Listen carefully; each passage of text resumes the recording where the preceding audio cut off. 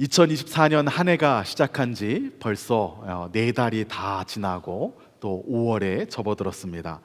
새해를 시작할 때마다 아마 올해에는 어떠한 일을 이루었으면 좋겠다라는 그런 다양한 계획들을 아마 많이 가지고 계셨을 줄로 압니다. 어떠한 분들은 올해는 성경을 꼭 통독해 보겠다. 어떤 분들은 올해는 내가 체중을 좀 줄이겠다. 어떠한 분들은 올해는 내가 무엇을 하겠다라는 이러한 여러 가지 계획들을 가지고 계셨을 줄로 압니다. 지금 5개월 정도가 지나서 되돌아볼 때 그 계획들을 그대로 다 이루셨습니까? 이렇게 묻는다면 아마 대부분의 분들은 그 계획들을 그대로 하지 못했습니다. 이것이 하루 이틀 일인가요? 우리가 계속해서 계획해도 또 실패할 때도 있고 그렇지만 또 다른 새해를 시작하면서 또 희망을 품고 다시 계획하는 것이죠. 아마 이렇게 답하시는 분들이 많을 줄로 압니다. 사람들은 어떤 것을 계획하더라도 그 계획한 것을 그대로 행하고 그 계획한 것, 자신의 마음에 바랐던 것을 그대로 행하고 이룬 그러한 사람들보다는 사실 그렇지 못한 사람들이 훨씬 더 많이 있습니다. 내 주변의 사람들을 봐도 그렇고 나 자신을 돌이켜 보아도 내가 예전에 계획했던 것, 내가 이렇게 해야지라고 마음을 먹었던 것을 돌이켜서 생각해 본다면 마음은 먹었지만 그렇게 했던 것보다는 그렇게 하지 못한 것이 아마 훨씬 더 많을 것입니다. 그래서 어떠한 사람들은 그렇게 이야기합니다. 우리는 사실 성공을 바라지만 성공보다는 실패의 경험을 훨씬 더 많이 한다라고 하는 것이죠. 그래서 성공을 바라지만 우리가 진짜 신경 써야 될 것은 우리가 어떤 부분에서 잘 됐으면 좋겠다, 우리가 어떤 부분에서 계획하고 바라는 것이 이루어졌을 때를 생각하기보다는 우리가 더 마음을 쏟고 더 진지하게 생각해야 되는 것은 그렇게 되지 않았을 때, 그렇게 잘못되었을 때, 누가 보아도 실패했다라는 그런 상황이 되었을 때 우리가 그 상황 가운데서 어떻게 할 것인가, 이것을 더 중요하게 생각해야 된다라는 이러한 말을 하기도 했습니다. 우리가 살고 있는 이 달라스에서 아주 가까운 달라스 신학교라는 곳이 있는데요, 그곳에서 오랫동안 가르쳤던 기독교 저술가이자 학자였던 교수님 중에 하워드 핸드릭스라는 교수님이 계십니다. 이분이 같은 맥락에서 또 무슨 얘기를 했냐면, 우리는 사실 실패를 두려워할 것이 아니다. 우리가 두려워해야 되는 것은 실패가 아니고 무엇을 두려워해야 하냐면 잘못된 일에 성공하는 것을 오히려 두려워해야 한다. 혹은 잘못된 방법으로 무언가를 이루었다면 그것을 계속 믿고 그것이 옳다고 스스로 생각하고 살아갈 가능성이 크기 때문에 잘못된 일에 성공하는 것, 잘못된 방법으로 자신이 원하는 것을 이룬 것을 더 조심해야 한다. 그것을 두려워해야 한다라는 이러한 말을 했습니다. 이 이야기를 읽으면서 저는 상당히 많이 공감이 갔습니다. 우리가 성공하는 것보다 어디에서 성공하느냐, 우리가 바란 것이 그대로 이루어지는 것보다 그 바란 것이 하나님의 뜻과 맞는 것이냐, 이러한 것들에 더 관심을 잘 기울여야 한다는 말이죠. 이렇게 생각해 본다면 우리가 계획하고 원하던 것이 그대로 되지 않는다는 것이 그렇게 큰 문제는 아닌 것 같습니다. 그 안에서 잘못되었을 때, 그대로 되지 않았을 때 오히려 더 하나님을 의지하고 하나님께 기도하고 이러한 신앙의 자세들을 잘 배울 수 있기 때문입니다. 그렇지만 이런 이야기를 들으면 이해는 가고 또 고개가 끄덕여지기도 하고 공감은 되지만 여전히 우리가 바라는 것, 우리가 계획했던 것이 그대로 되지 않는 것, 무언가에 있어서 실패하는 것에 대한 그러한 두려움은 시원하게 가셔지지가 않습니다. 우리가 실패를 두려워하는 이유는 무엇 때문일까요? 이 말씀을 준비하면서 저는 가만히 생각해 보았습니다. 우리가 실패를 두려워하는 이유는 무엇 때문일까? 어쩌면 실패 자체보다는 그 실패했을 때 우리가 겪게 되는 그러한 부가적인 상황들 때문에 실패를 더 두려워하는 것이 아닌가 하는 생각을 해보았습니다. 이를테면 내가 지금 이것을 위해서 시간도 많이 투자하고 여러 가지 물질적인 것도 많이 쏟아서 이곳에다가 열심히 노력하고 있었는데 여기서 이게 제대로 되지 않으면 이게 아까워서 어떠나, 이러한 마음 때문에 실패할까 봐 두려운 마음이 드는 것이죠. 또 어떤 사람들은 내가 실패했을 때 주변의 사람들이 나를 어떻게 생각할까, 주변의 사람들이 나를 비웃거나 그렇게 하지는 않을까? 그런 사람들의 눈빛이나 눈초리가 두려워서 실패 자체를 두려워하는 그러한 사람들도 있을 것입니다. 오늘 우리가 살펴보고 있는 이 에베소서를 쓴 바울, 이 에베소서를 쓰고 있는 이 바울의 상황은 어떠한 상황이었을까요? 누가 보아도 바울의 상황은 실패한 사람의 모습이었습니다. 그 누구도 자신이 복음을 전하다가 감옥에 갇혀야 되겠다라고 이렇게 계획하고 그렇게 되기 위해서 노력하는 사람은 없기 때문입니다. 이 에베소서는 바울이 감옥에 갇혔을 때 쓴 서신 중에 대표적인 서신 중에 하나입니다. 오늘 본문 3장 1절에서는 바울이 이 에베소서를 감옥에서 썼다, 갇혀있을 때 썼다라는 것을 알려주는 말씀이 등장합니다. 우리 3장 1절 말씀 같이 함께 읽어볼까요? 시작. 이러므로 그리스도 예수의 일로 너희 이방인을 위하여 갇힌 자 된 나 바울이 말하거니와. 이 구절에서 보면 바울이 자기 자신을 이야기할 때 그냥 나 바울이 말하거니와 라고 이렇게 이야기해도 되는데 굳이 갇힌 자 된 나 바울이 말하거니와 라고 이렇게 이야기합니다. 우리말 성경으로 번역할 때 기본적인 번역의 기조가 무엇이냐면 이것은 하나님의 말씀이니까 하나님의 말씀답게 아주 거룩하고 정제된 언어로 아주 조심스럽게 번역합니다. 그래서 성경을 읽을 때 경박스러운 느낌이 들지 않고 하나님의 말씀으로 받을 수 있도록 그렇게 사람들이 읽을 수 있게 아주 조심스럽게 번역해 주었습니다.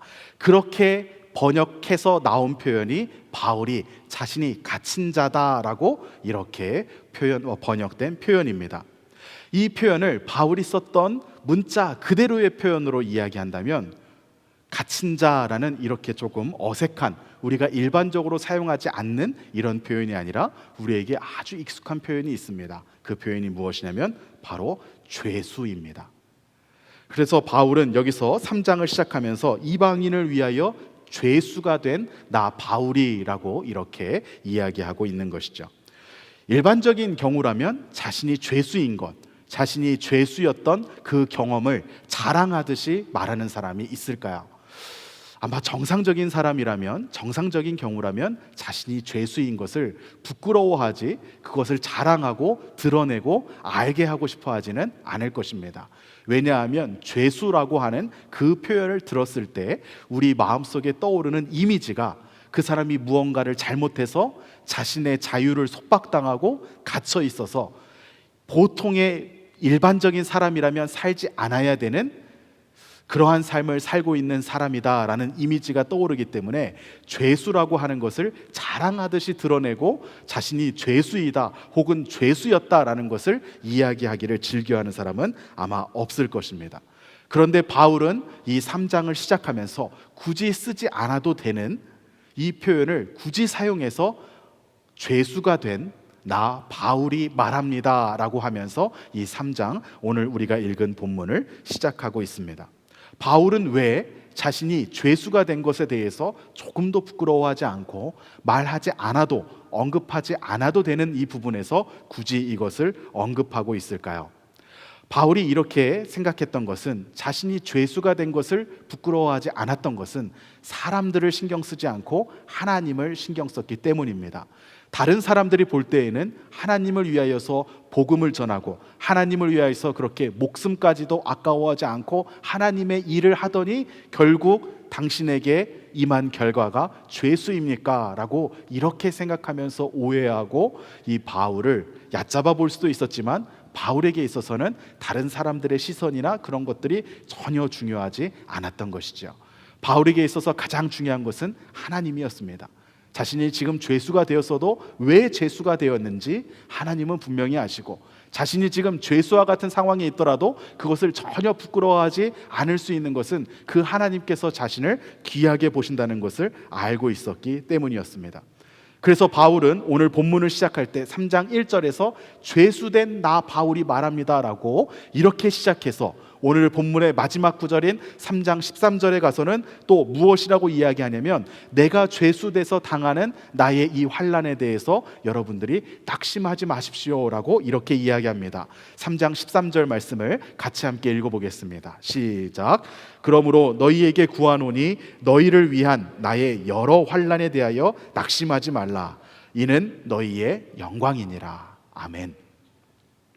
우리 성경에 바울이 쓴 여러 서신서들이 있고 그 서신서들 가운데 음미하면 음미할수록 정말 은혜롭고 멋진 말들이 많이 있습니다. 그런데 저는 개인적으로 생각할 때, 제 개인적으로 생각할 때 이 구절이 가장 멋진 고백 같아요. 왜냐하면 여러분들이라고 하면 이 바울과 같은 상황에서 무엇이라고 이야기하시겠습니까? 저는 아마 이렇게 이야기했을 것 같습니다. 내가 지금 죄수가 되었지만 내가 죄수가 된 것은 내가 잘못해서가 아닙니다. 그리고 내가 죄수가 된 것은 나를 위해서 무언가를 하다가 내가 죄수가 된 것이 아닙니다. 내가 죄수가 된 것은 여러분들을 위한 것이었습니다. 그리고 하나님께서 이것을 분명히 아시니까 하나님께서 나에게 큰 상급을 주시지 않겠습니까? 내가 이 땅 가운데서는 지금 죄수라고 할지라도 하나님 앞에 가면 하나님께서 그 모든 것을 다 보상해 주실 것을 나는 믿습니다. 아마 이런 식으로 이야기했을 것 같습니다. 익숙하시죠?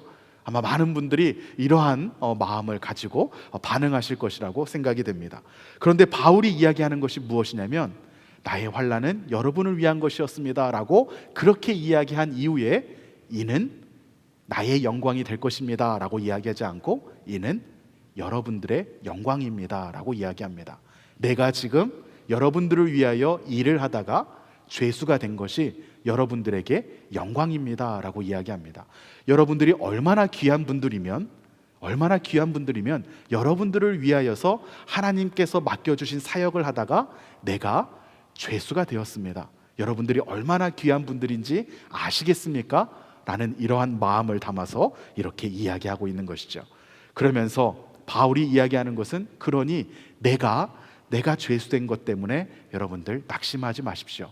내가 감옥에 갇힌 것들 때문에 미안한 마음 가지지 마십시오. 오히려 내가 이렇게 죄수가 되고 감옥에 갇히고 이러한 환난을 당하면서까지 여러분들을 귀하게 생각하고 하나님께서 여러분들을 그렇게 귀하게 여기셔서 여러분들에게 전하게 하셨던 그 말씀을 기억하고 그것을 영광으로 여기십시오라고 이렇게 말하고 있는 것이죠. 바울은 자신이 지금 죄수가 되어서 갇혀있는 상황 가운데서도 그 상황 때문에 전혀 낙심하지 않고 그 상황 때문에 전혀 힘들어하지 않고 오히려 이 편지를 받고 있는 이 에베소 교회의 교인들에게 여러분들이 하나님 앞에 바로 서십시오라고 이렇게 말할 수 있는 믿음을 가졌던 그러한 사람이었습니다. 그렇다면 바울이 절대 쉽지 않은 그러한 환난 가운데 있었음에도 불구하고 낙심하지 않고 이러한 믿음의 태도를 유지할 수 있었던 그 비결은 무엇일까요? 환난 중에도 낙심하지 않고 이러한 믿음의 태도를 유지할 수 있었던 그 바울의 비밀은 바로 무엇이었냐면 하나님의 은혜의 경륜을 깨달았기 때문이었습니다.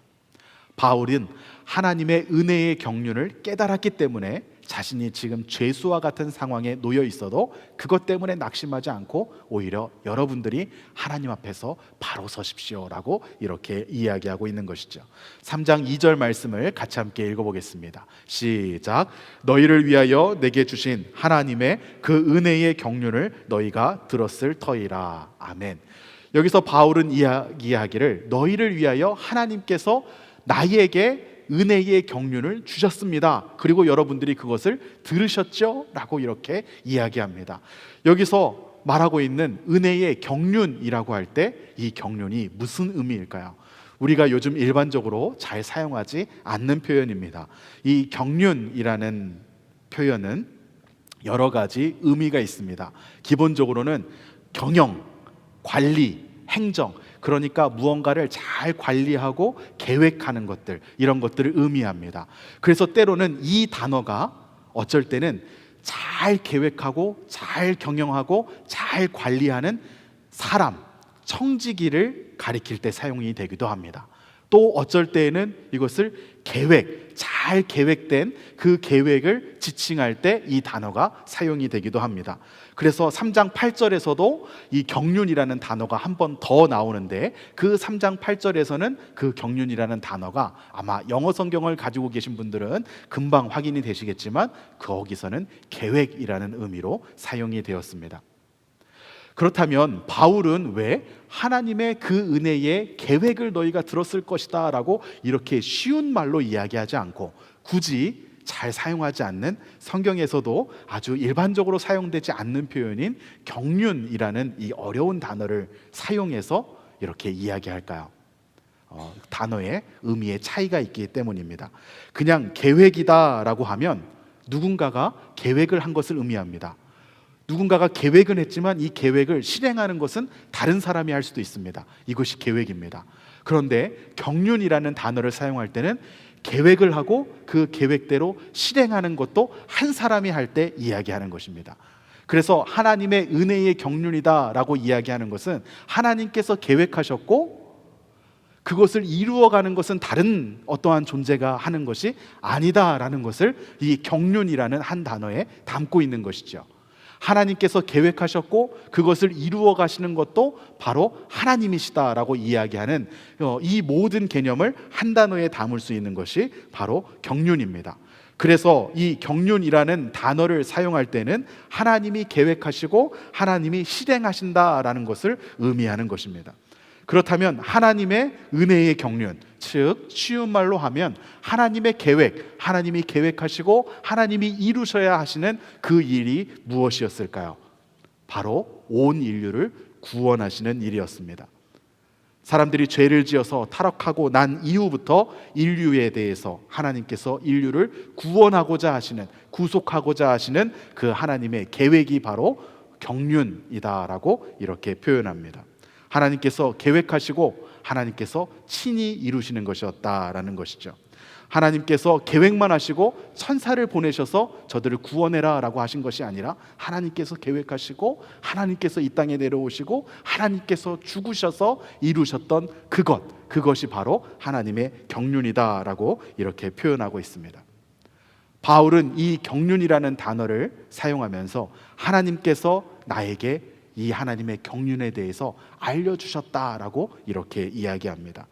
자신이 그 은혜의 경륜을 깨달았다라고 이야기하는 것이죠. 3장 4절 말씀을 같이 함께 읽겠습니다. 시작. 그것을 읽으면 내가 그리스도의 비밀을 깨달은 것을 너희가 알 수 있으리라. 여기서 말하는 그것은 바로 바울이 앞전에 썼던 내용들을 이야기합니다. 그러니까 3장 4절을 읽다가 그것을 읽으면 내가 그리스도의 비밀을 깨닫는 것을 너희가 알 수 있으리라 라고 이렇게 이야기했으면 앞에 뭐였지? 라고 해서 다시 앞으로 찾아가서 읽어보아야 하는 것이죠. 그래서 1장부터 다시 읽어보니까 이 3장에서 이야기해주는 바울이 이야기하고 있는 은혜의 경륜, 이것을 마음에 두고 1장부터 다시 읽어보면 다시 새롭게 느껴집니다. 특별히 1장 9절과 1장 10절에서 바울은 또 이 은혜의 경륜에 대해서 아주 분명하게 이야기한 바가 있습니다. 9절과 10절 말씀을 같이 읽겠습니다. 시작. 그 뜻의 비밀을 우리에게 알리신 것이요 그의 기뻐하심을 따라 그리스도 안에서 때가 찬 경륜을 위하여 예정하신 것이니 하늘에 있는 것이나 땅에 있는 것이 다 그리스도 안에서 통일되게 하려 하심이라. 아멘. 바울이 1장에서 이미 이야기했었던 그 하나님의 경륜이 무엇입니까? 하늘에 있는 것이나 땅에 있는 것이 다 그리스도 안에서 통일되게 하려 하심이라 라고 이렇게 이야기했던 것이죠. 하늘에 있는 것이나 땅에 있는 것이 다 통일되게 한다, 이 말이 무엇일까요? 인간은 범죄함으로써 하나님과 분리되었습니다. 하나님으로부터 떨어져서 하나님과 다시 하나가 될 수 없는 그러한 상황 가운데 계속해서 자신들의 인생을 살아왔습니다. 그런데 그들을 구원하고자 하는 하나님의 경륜은 통일시키는 것이었습니다. 분리되어 있던 하나님과 인간의 관계를, 범죄함으로써 하나님과 분리되어 있던 이 인간을 다시 하나님과 하나 되게 하는 것, 이것이 바로 하나님의 경륜이었다라고 이미 이 1장 10절에서 이야기하고 있는 것이죠. 그것만이 아니었습니다. 더 나아가면 인간과 하나님이 분리된 것이 하나 되고 통일되는 것뿐만이 아니라 하나님께 범죄함으로 하나님으로부터 떨어졌기 때문에 다른 사람들과도 하나 될 수 없고 다른 사람들과도 불화할 수밖에 없는 그 인간들을 또 같이 하나로 만드는, 통일되게 하는 것, 이것이 바로 하나님의 경륜이다라고 이야기하고 있는 것입니다. 그래서 이런 면에서 이야기할 때 바울이 이야기하는 복음의 핵심을 더 잘 담고 있는 것이 로마서보다 이 에베소서다라고 말하는 부분이 이런 이유 때문에 그렇습니다. 로마서에서는 하나님과 인간 사이의 관계를 회복되게 하고 화목하게 하는 것에 초점을 맞추고 있는데, 이 에베소서 같은 경우는, 에베소서에서 말하는 것은 인간과 하나님의 화목을 넘어서 인간들끼리, 그 하나님께서 구원해 주신 그 인간들끼리 또 다 같이 하나 되는 그 통일, 그것에 대해서 하나님의 경륜이라고 이야기하고 있는 것이죠. 그래서 그리스도 안에서 하나 되게 하고 그리스도 안에서 통일되게 하는 것이 하나님께서 계획하시고 하나님께서 실행하시는 일이다라고 이야기합니다. 하나님께서 계획하시고 하나님께서 실행하시기 위하여서 하나님께서 직접 이 땅 가운데 내려오셔서 하나님께서 직접 십자가에 달리셔서 죽으셔야 했던 그 이유가 나와 하나님을 통일되게 하기 위한 것뿐만이 아니고, 나와 내 옆에 있는, 우리 교회에서 함께 신앙생활을 하고 있는 다른 믿음의 사람들과도 하나 되게 하기 위하여서 그리스도께서 죽어주셨다라는 것을 은혜의 경륜이다라는 이 표현으로 바울이 이야기하고 있는 것이죠. 바울은 이 하나님의 은혜의 경륜을 깨닫기 전에는 전혀 다른 삶을 살았습니다. 통일에 대해서는 전혀 생각하지 못하고, 하나 되게 하는 것에 대해서는 전혀 생각하지 못하고, 무슨 마인드셋을 가지고 살았냐면 분리되어야 한다, 나는 구분되어야 한다, 이런 마음을 가지고 살았던 사람이었습니다. 그래서 바울은 이방인들과 분리되고, 이 이방인들과 혹시라도 몸이라도 닿게 되면 내가 부정할까 봐 빨리 가서 회개해야 되고 어디서도 부딪히지 않게 노력하는 그러한 삶을 살던 사람이었습니다. 그런데 하나님께서 이 은혜의 경륜을 깨닫게 해주시니, 하나님의 계획과 하나님께서 실행하시는 그 하나님의 뜻을 깨닫게 해주시니, 자신이 가지고 있었던 생각과 자신이 가지고 있던 그 모든 뜻이 다 무너지게 되었던 것이죠. 그래서 이전에는 바울이 자신의 계획 가운데, 자신의 계획 안에 갇혀서 살았었다라고 한다면, 하나님께서 주시는 이 은혜의 경륜을 깨달은 이후에는 본인의 계획과 본인의 뜻에 갇혀서 사는 것이 아니라 훨씬 더 크신 이 하나님의 은혜의 경륜 안에서 살 수 있었던 것입니다. 그래서 바울은 이 은혜의 경륜을 깨달았기 때문에 자기 자신이 지금 죄수가 되어 있는 상황이라고 할지라도 낙심하지 않았던 것이죠. 모든 사람들이 이 바울에 대해서 그렇게 열심히 하나님의 복음을 전하더니 꼴 좋다, 이런 이야기를 한다고 할지라도 바울의 마음은 전혀 낙심되지 않았던 것이죠. 이 하나님의 경륜을 여러분들도 온전히 깨달으시기를 주님의 이름으로 축복합니다. 이 하나님의 경륜을 온전히 깨달았느냐, 깨달았지 못했느냐, 그것은 어떻게 알 수 있을까요? 우리가 놓인 환경 가운데서 우리가 놓인 환경에 휘둘린다면 우리는 하나님의 경륜을 온전히 깨달았다라고 말하기 어려울 것입니다. 또 하나님의 경륜이 아니라 우리의 뜻과 우리의 생각에 우리가 자꾸 휘둘린다면, 그러면 하나님의 경륜을 온전히 깨달았다라고 이렇게 말하기 어려울 것입니다. 우리는 우리의 계획 안에 갇혀서 살아서는 안 됩니다. 우리는 하나님의 경륜 안에, 하나님의 계획과 하나님께서 이루시는 그 경륜 안에 살아야 될 줄로 믿습니다. 자, 그렇다면 바울이 이 3장 1절부터 13절까지 이 맥락에서 굳이 본인이 죄수가 된 것을 언급하고, 그리고 나서 이 하나님의 은혜의 경륜에 대해서 이야기하고 있는 이유가 무엇일까요? 왜 여기서 이야기할까요? 3장에서 이야기하고 있는 이 부분을 읽고 나서 1장 1절부터 다시 읽으면 굉장히 은혜롭습니다.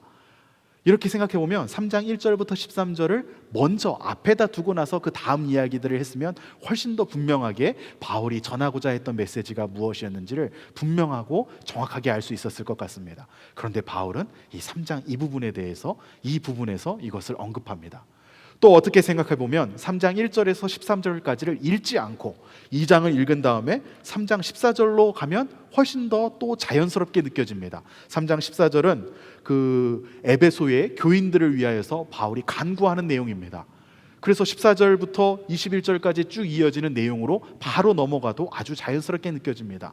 어떻게 보면 1절부터 13절까지는 없어도 되는 부분처럼 보입니다. 그런데 바울은 왜 굳이 이 부분에서 자신이 죄수된 것, 그리고 그러한 상황 가운데서도 하나님의 경륜을 깨달은 그 은혜에 대해서 왜 여기서 이렇게 말하고 있을까요?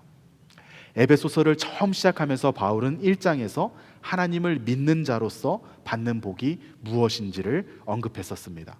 그리고 2장에 넘어가면 하나님을 믿음으로써 하나님께서 주시는 복을 누릴 수 있는 그 사람들에 대해서 다루었습니다. 하나님께서 주시는 복을 누리고 있는 사람들의 공동체로서 교회에 대해서, 교회는 그리스도의 몸이다라고 이렇게 이야기하고, 이 교회가 그리스도의 몸으로서 온전히 한 몸이 되게 하기 위하여서 예수님께서 막힌 담을 허셨다라는 이야기를 2장에서 했습니다. 그리고 나서 3장을 시작하면서 바울이 은혜의 경륜에 대해서 이야기하고 있는 것입니다. 이 부분을 묵상하면서 저는 이러한 생각이 들었습니다. 아마 바울이 2장에 있는 가르침을 이 에베소 교회의 교인들에게 주고 나서 미안했던 것 같습니다. 왜 미안했을까요? 너무나 힘든 가르침이었기 때문입니다. 바울 자신은 유대인 중에 유대인이라고 불릴 만큼 아주 정통적인 유대인이었습니다. 그런데 바울이 어린 시절을 보내면서 자랐던 곳은 팔레스타인 땅이 아니라 다소라는 곳이었습니다. 이방 땅이었습니다. 그러니까 바울은 유대인으로 이방 지역에서 꽤 오랜 시간 동안, 오랜 세월 동안 살았다라는 것을 알 수 있는 것이죠. 그러니까 이 바울이 이방인들과 유대인이 얼마나 서로 간에 반목이 심한지, 이방인과 유대인이 얼마나 서로 간에 하나가 될 수 없는 존재인지를 누구보다도 더 잘 알고 있었던 사람이었습니다.